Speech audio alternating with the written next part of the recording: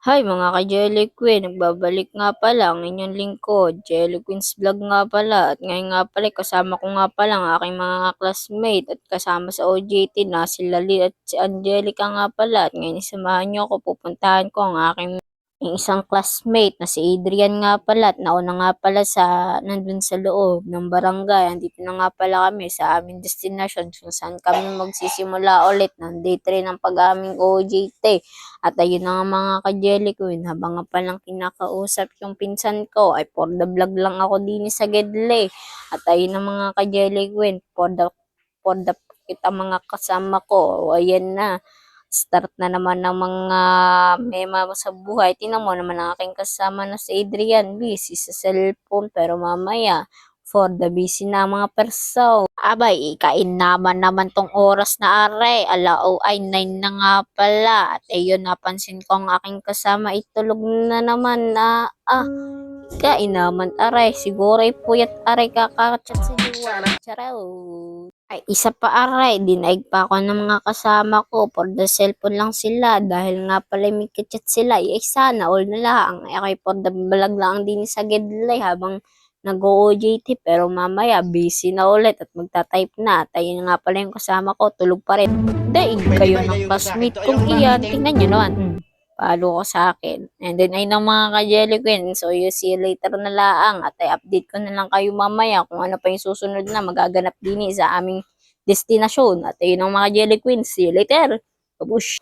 Bago nga pala ang lahat mga ka-Jelly Queen, kami nga pala ay lumabas muna. At syempre, bago lumabas ay nagpaalam muna nga pala kami at nagpahangin. At syempre, bibili muna kami ng pagkain namin. At alam yung kami si Kumura ay gutom na gutom na.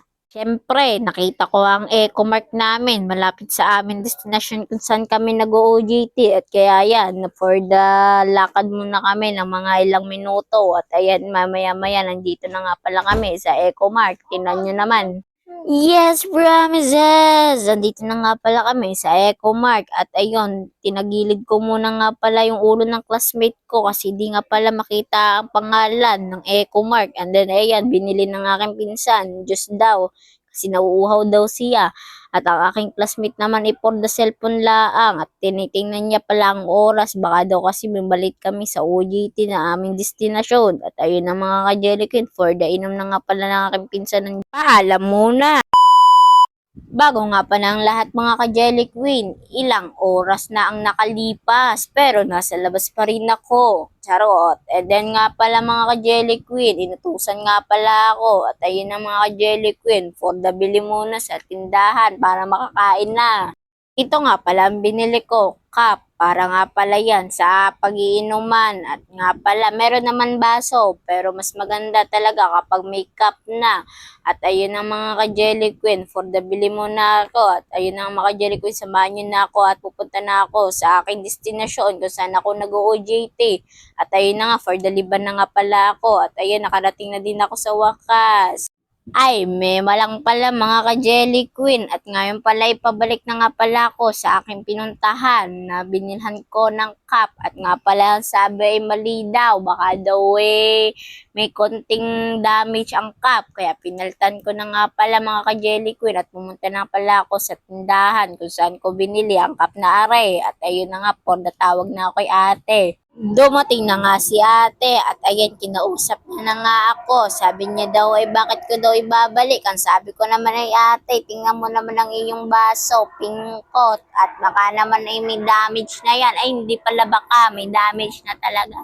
Ano daw mga ka-Jelly Queen? Ang gulo naman ng inyong aling Jelly Queen naman iyan. At ayun ang mga ka-Jelly Queen at pinapalta na nga pala ng ate. At ayun na.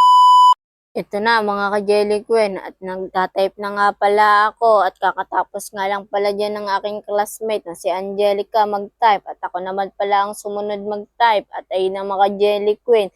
Kesa naman kanina, palakad-lakad lang. Pero masaya din naman na palakad-lakad kasama mga kaibigan mo. At minsan laang naman ka meron ng memories na ganito at masaya, di ba? Mahalaga mga ka-Jelly Queen ay may quality time tayo para sa sarili natin at may mga bagay na kailangan natin patutunan. Katulad nito, may mga bagay na hindi natin alam pero natututunan natin kapag sinusubukan natin, di ba? Kaya tingnan nyo mga ka-Jewelry Queen, swerte tayo at meron tayong experience na ganito, nag-OJT.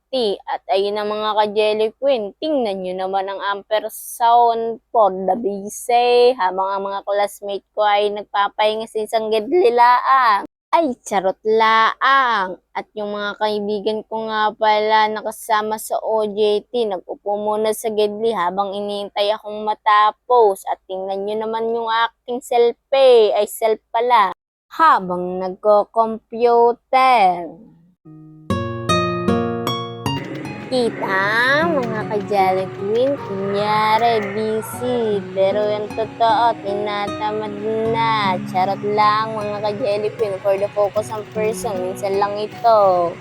Nakikita nyo ba yung nakikita ko? Tingnan nyo naman ang aking kasama. Tamang cellphone lang ako habang ako ay nagtatype laang. Ganun talaga ang buhay. Patayin ko kaya ang wifi. Charot. Ganun talaga mga ka-Jelly Queen. Share ko laang. Kapag kasi meron kang gustong patunayan sa pamilya mo, kailangan mong mag-sacrifice at ibigay yung best mo. Kung di man nila nakikita, sigad lang makakita na. Charot. Ay, buti na lang mga ka-Jelly Queen. Malapit na ako sa end ng istorya ng aking tinatay. Para lang yan love life. Para lang yung tungkol sa buhay mo. Para din yung tungkol sa relasyon ninyo. Na once na nag-break, nandun na kayo sa part na muntik na kayong maghiwalay. Hindi na pala muntik. Nasa part na pala kayo na nag-aaway at naghihiwalay na. Sa bagay, walang forever. Charot. Bago nga palang lahat mga ka-Jelly Queen, sinabihan ko na nga pala yung classmate ko na nasa tabi ko na si Angelica na tawagin na si Adrian at siya na magtatapos ng storya na sinimulan ng aking ex. Ay, charot. At ayun na nga mga ka-Jelly Queen, pinapunta ko na nga pala dito. Hindi na iling tingnan nyo naman ang aking kasama. Tingnan ko nga pala muna ang papel kung hanggang saan pa yung itatype namin at kung hanggang saan pa yung kaya ng aking kamay. At ayun na nga mga ka-Jelly Queen.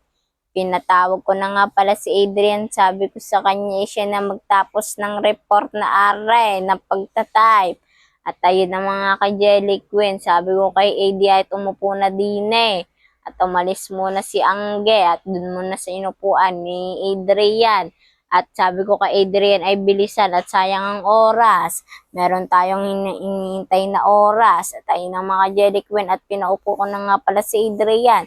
At ayun at tinuturuan ko muna nga pala siya kung paano. At ayun ang bagong lahat. Tingnan nyo muna kung anong ginagawa niya.